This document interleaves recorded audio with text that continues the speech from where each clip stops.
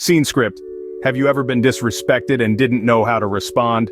Disrespect. It's a sting we've all felt at one point or another. It leaves a bitter taste in our mouth and sends a chill down our spine. It's that moment when someone belittles us, invalidates our feelings, or simply ignores our worth. But what does disrespect truly mean? In essence, it's a lack of regard or consideration for another person. It's a failure to recognize the inherent value in each of us, dismissing our thoughts, feelings, and experiences. Disrespect can take many forms. It can be as overt as an insult, or as subtle as a dismissive glance. It can be a rude comment made behind our back, a sarcastic remark, or an interruption when we're speaking. It can come from strangers, acquaintances, or even people we hold dear. It's not confined to any one setting or relationship. But why do people disrespect others? The reasons are as varied as the individuals themselves. Some might be acting out of ignorance, unaware that their words or actions are causing harm. Others might be projecting their own insecurities, using disrespect as a shield to hide their own vulnerabilities. Some may be influenced by societal norms that condone or even encourage disrespectful behavior. And let's not forget, there are those who disrespect others out of sheer malice or a desire for power. Regardless of the form it takes or the reasons behind it, disrespect is never pleasant. It's a blow to our self-esteem, a challenge to our dignity. It can leave us feeling angry, hurt, or even confused. But here's the thing.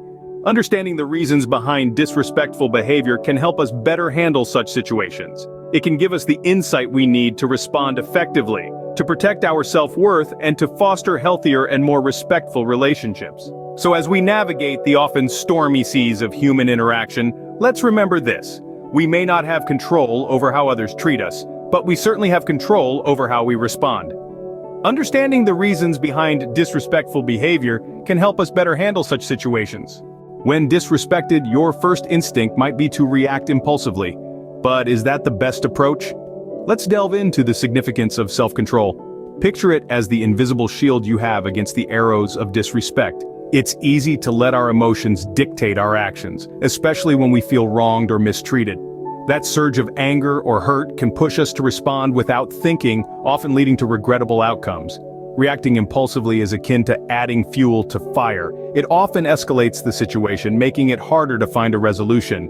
It's like trying to extinguish a flame with gasoline. The heat intensifies, the flames grow higher, and before you know it, you're standing amidst a raging inferno, wondering how things got so out of hand. What if instead we chose to douse those flames with patience and understanding? What if we took a moment, just a brief pause, to compose ourselves before responding? That simple act of self-control can change the entire narrative. Take a deep breath.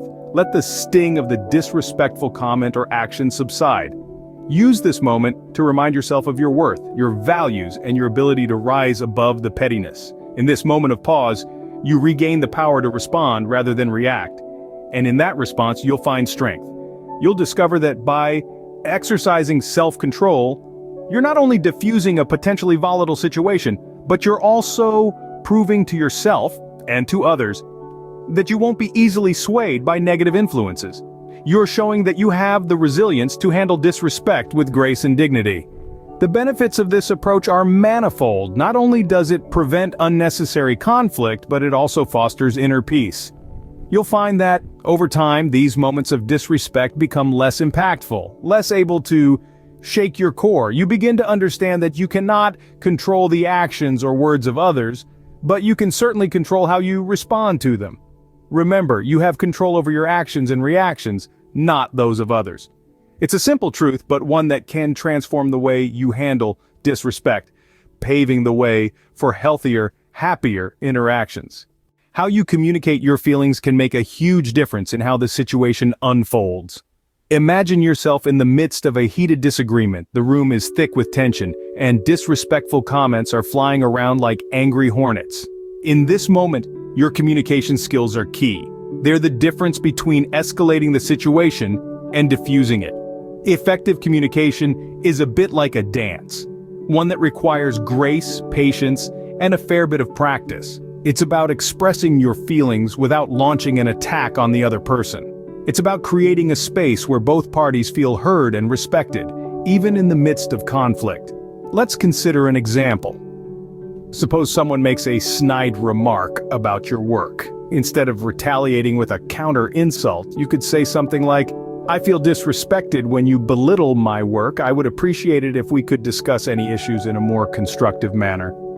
Here, you've effectively communicated your feelings without attacking the other person. To be clear, this isn't about being a doormat or allowing others to walk all over you. It's about standing up for yourself in a respectful and assertive manner. It's about showing that you won't tolerate disrespect, but you're also not going to stoop to their level. It's also crucial to remember that communication isn't just about what you say, but how you say it.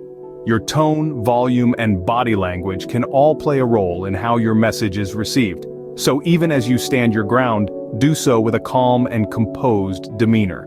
Remember, in the dance of communication, it's not about who's right and who's wrong. It's about understanding and respect. It's about turning a potentially hostile situation into a dialogue, a chance to learn and grow together. Effective communication can turn a potentially volatile situation into a constructive one. When you master the art of communication, you equip yourself with a powerful tool to handle disrespect in any situation. Does setting boundaries sound like a daunting task? It doesn't have to be. Imagine you're a painter and your life is your canvas. Boundaries are the frame that holds the canvas, giving it structure and form. Without these boundaries, your life, like the painting, can become a chaotic mix of colors lacking in harmony and focus. In human relationships, setting boundaries helps define what is acceptable behavior and what is not.